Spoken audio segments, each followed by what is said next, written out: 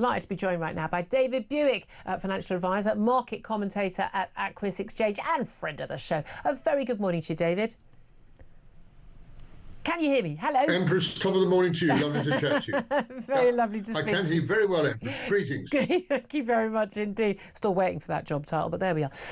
Maybe Deputy Prime Minister might be up for grabs soon. I don't know. What is your take? First of all, I want to talk about the economy generally, because that's kind of, you know, what affects all of our taxes, not just Angela Rayner's stamp duty. What do you make of the mess Angela Rayner has got herself into, and do you think she should have to go or not? Unlike many others, I'm not actually levitating 3 inches above the carpet over this. I think there are much more important issues. Julia, the one thing I would say is the level of hypocrisy knows no bounds. I mean, it's just appalling. Particularly, she was an attack dog at every single Tory at every opportunity. And also, you know, exactly, if you look at Louise Haigh, Tulip Sadiq, and go back to Peter Mandelson twice, hardly the paragons of virtue when it comes to this stuff. Yeah. But the one thing that I want cleared up more than anything else, and then there may be a case that she has to go, is the timing. Now, as far as I'm concerned, I have the deepest sympathy with her over her family, her son who is blind. Well, okay, I don't know if she's even put that into the public domain, actually. I mean, he's disabled. Yeah, but I mean, you know, that is a desperate situation.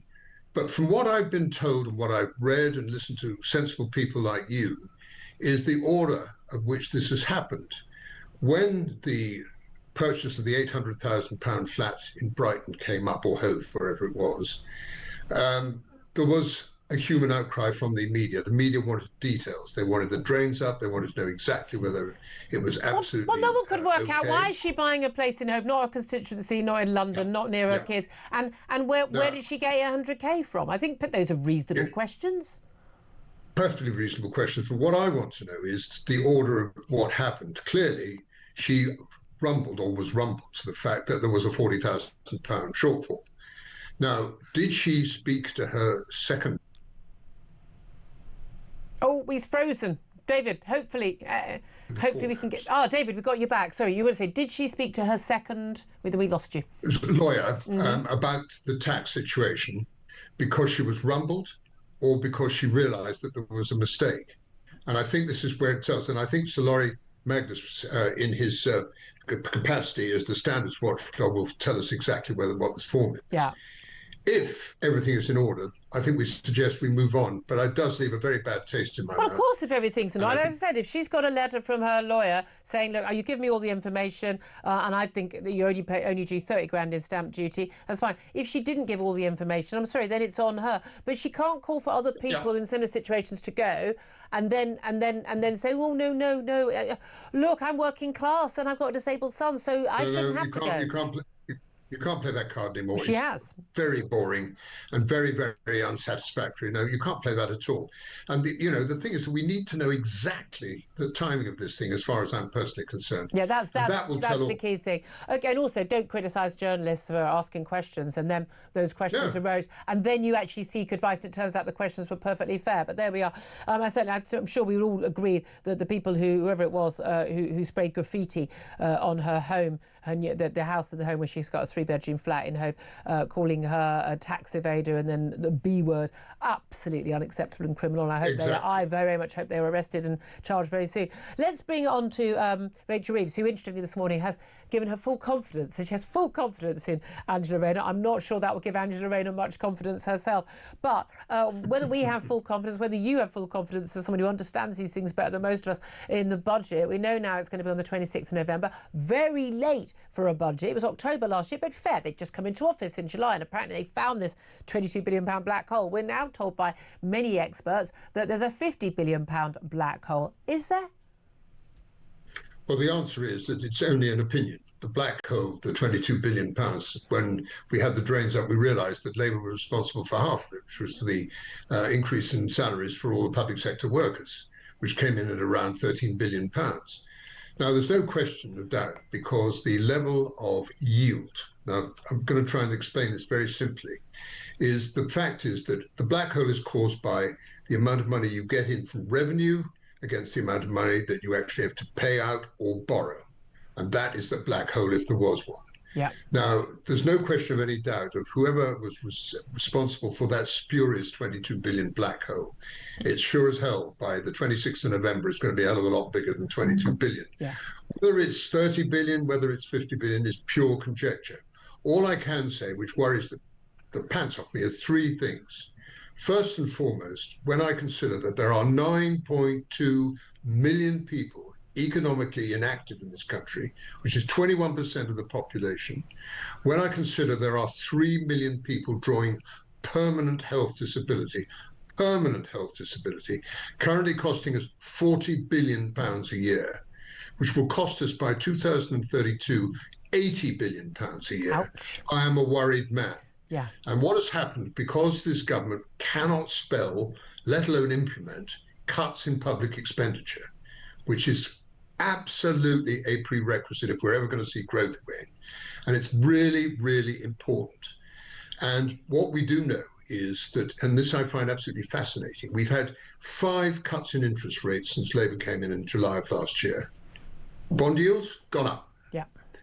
And now when you look at the 30-year, it's about 5.6%. If you look at the 10-year, it's about 4.7%, very roughly. It might be a little bit lower since you and I spoke. But the fact remains is, believe it or not, these are higher levels than when Liz Truss had that awful... And they're higher than, Greece is paying. Can you explain, because like most of us who don't play the money markets won't have a clue, like why the bond yield, for gilts, or, why that has an impact on us. Can you explain Absolutely. Janet and John it for me? Yeah, no, it's quite simple in a way, but I think people need to know the size of it.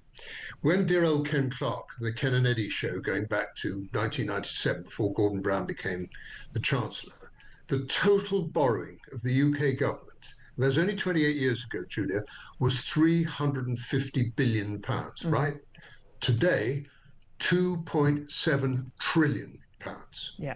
Now, if you see interest rates, not the official ones that the Bank of England come out, but what the public perceive, which is investors who buy our gilts, which are bits of paper, it's a loan to the government, that when you see rates have gone up, best part of 1% in 6 months, well, it doesn't take the brains of a rocket scientist. It's what it costs to actually pay extra for funding that debt. Right. And so this is basically like a massive big mortgage, and the rates have gone up massively. But we're paying, certainly the last time I looked, it was like £110 billion a year just to pay the interest on effectively the mortgage on the country. That's exactly right. And that's why we're going to have more than defence, more than black education hole put together, and a couple of other departments too. Yeah.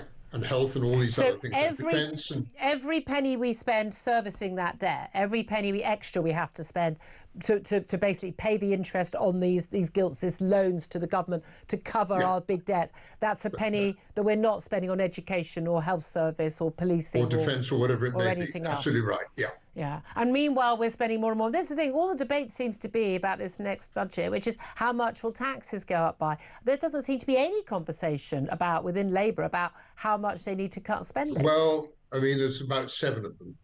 The hot ones are obviously going to be inheritance tax. I think probably the betting tax. I know the betting tax, which is actually probably could cost, something like 25,000 jobs if it all goes wrong. And the one that this Torsten Bell, who's been appointed by the Chancellor, who's very left-wing, despises anything to do with growth in any way, is probably going to recommend a tax on banks. This would be, in my humble opinion, very retrograde. It's taken us 15 years to get back on the bridle. Yeah. Bearing in mind, the people in the city, they used to pay something like 25% of all tax in this country. We do not want our banking sector going. We'll have to leave it there, but absolutely fascinated to talk to you. Great to get an expert on these things on. David Buik, financial advisor, markets commentator at Aquis Exchange. Thank you for that. Quick thoughts from Philip Ingram on all of that. Yeah, well, it's fascinating, and that bit, getting the country to understand that this gilt rate is how much the country is having to pay in the country's mortgage, and we know how much and the country doesn't have any money; it's taxpayers' money. We know how much it affects us if our mortgage rates go up. And in 6 months, the country's mortgage rates have gone up 1%. incompetence by the person who's responsible for making sure But it's also about faith in the competence of this government and the policies that they're pursuing. It's basically saying that the market's trading. And again, you can say, oh, these are just nasty people gambling. Yeah, to money markets, yeah, it is basically one big roulette wheel. But that's what makes the world go round. But that's the reality. We need people to want to buy, basically buy faith in our country. And it's a measurement by those that understand economics and all the rest of it into the confidence of our politicians and their political decision making and our economic policies. It's not party political. No, it's just the reality. Will they make money or won't they? Correct. It's just that simple, isn't it?